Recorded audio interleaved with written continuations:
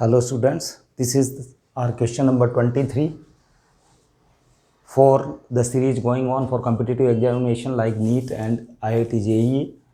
This is the question: a particle of mass small m is driven by a machine that delivers a constant power k watts. एक particle है बच्चों small m मास का और है जो उस particle के ऊपर एक मशीन है जो constant power k what apply कर रही है. Understand? If particle starts from rest the force on particle at time t is. अब बच्चों एक पार्टिकल है, फॉर एग्जांपल ये एक स्ट्रेट लाइन है, पार्टिकल यहाँ है और उसके ऊपर है जो एक मशीन है जो ऑब्वियसली वो फोर्स लगाएगी. मशीन है जो फोर्स अप्लाई करेगी और फोर्स से जो उसके अंदर एक्सीलरेशन प्रोड्यूस होगा और है जो फोर्स उसके ऊपर वर्क करेगा और work of rate of doing work जो आपकी दे रखी है वो कांस्टेंट दे रखी है के वॉट. अंडरस्टैंड? तो लेट अपन मान लेते हैं कि वो इस डायरेक्शन में फोर्स लगा रही है. इसके अंदर आपको ये मानना पड़ेगा इस क्वेश्चन को सॉल्व करने के लिए एक फोर्स एक्स एक्सिस के अलॉन्ग है. लेट है जो एक्स एक्सिस के अलॉन्ग है जो आपका फोर्स एक्ट कर रहा है. अंडरस्टैंड? तो हमको पता है बच्चों इंस्टेंटेनियस पावर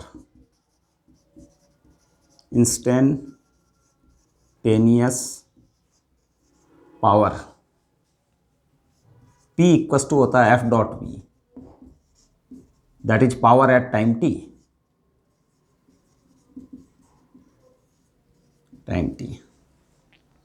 अब बच्चों ऑब्वियसली अगर हम ये मान लें कि जो उसके ऊपर लगने वाला फोर्स, वो मशीन जो फोर्स अप्लाई कर रही है, अंडरस्टैंड, वो एक्स एक्सिस के अलोंग ही और पार्टिकल का मूवमेंट भी एक्स एक्सिस के अलोंग ही रहता है. अंडरस्टैंड? मतलब ऐसा नहीं है कि जो वो आगे चल के जो फोर्स की डायरेक्शन चेंज कर लेती है. मशीन है ऑब्वियसली है जो वो एक ही डायरेक्शन में फोर्स अप्लाई करेगी.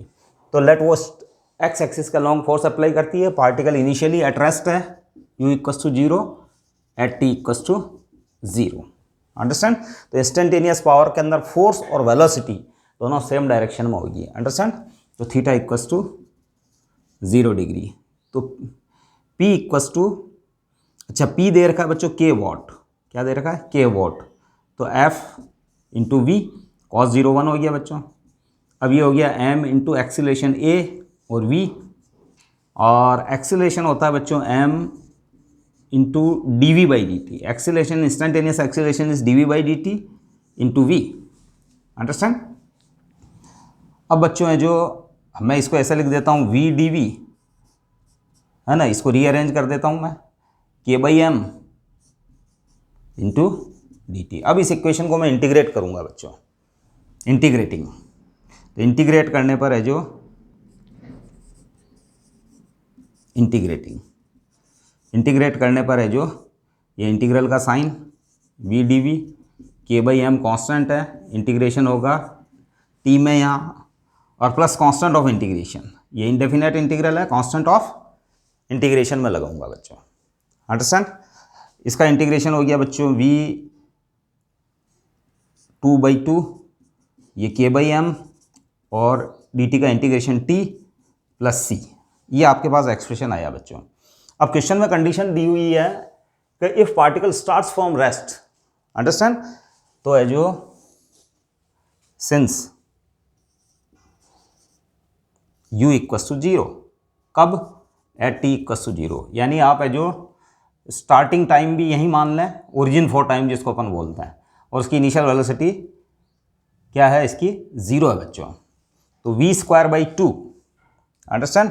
यानी 0 square by 2 k by m, कब? t इक्वस टू 0 पे. तो ये 0, तो c equals to 0, implies c की वैल्यू आ रही है बच्चों 0. अंडरस्टैंड?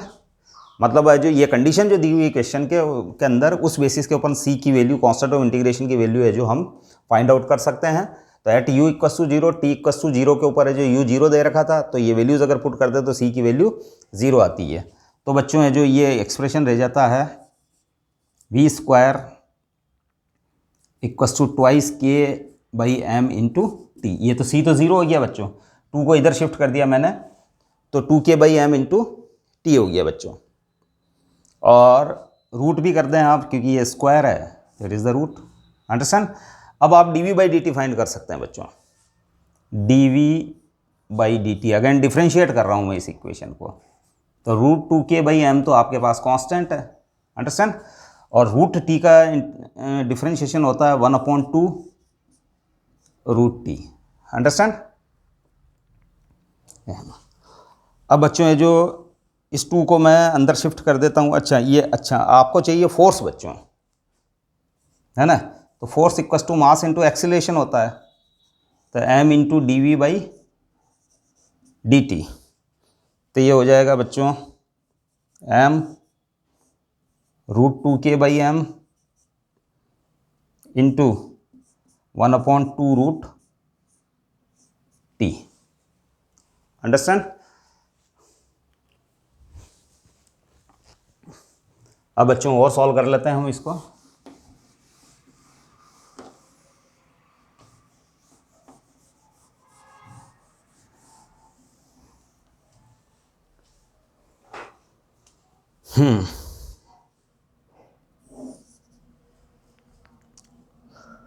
हाँ, अब बच्चों इसको शिफ्ट कर लेते हैं हम।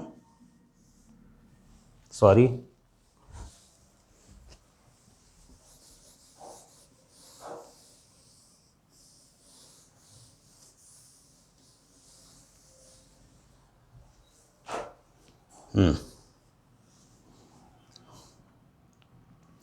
अब बच्चों इसका फाइनल एक्सप्रेशन बना लेते हैं हम। f, ये रूट m ऊपर आ जाएगा 2km, क्योंकि ऊपर m है और डिवाइड में रूट m है, तो ऊपर रूट m आ जाएगा बच्चों। और ये 2 है, इसको भी अंदर ले लेता हूँ 4 बना के। Understand. t raise to the power, ये रूट t है तो ये -12। अब 2 से ये 2 रह गया, तो f equals to root km by 2 t raise to the power -12। तो बच्चों ये जो फोर्स इस टाइप से वेरी करेगा, फोर्स की डायरेक्शन और वेलोसिटी की डायरेक्शन सेम रहेगी इस केस के अंदर।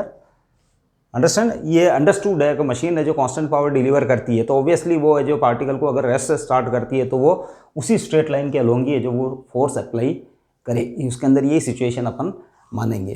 अंडरस्टैंड। तो ये क्वेश्चन इस टाइप से सॉल्व होता है बच्चों। और कई बच्चे हैं जो उनकी ये प्रॉब्लम रहती है कि वो डायरेक्ट उसका प्रॉब्लम का शॉर्टकट मांगते हैं।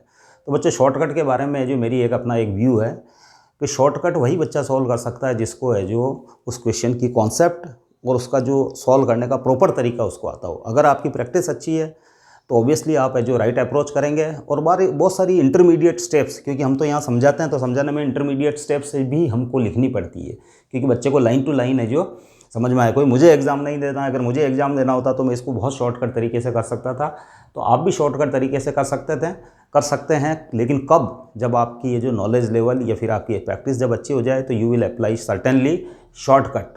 ये सब प्रैक्टिस के ऊपर डिपेंड है बच्चों। शॉर्टकट वही अप्लाई कर सकता है, यानी वो इंटरमीडिएट स्टेप्स को वही है जो एलिमिनेट कर सकता है या गायब कर सकता है। डायरेक्ट है जो यूज़फुल स्टेप्स लिख सकता है, कब? जब उसकी प्रैक्टिस अच्छी है। तो आई थिंक ये क्वेश्चन है जो आपको प्रॉपर्ली समझ में आया होगा। We will meet with our next question. Thank you.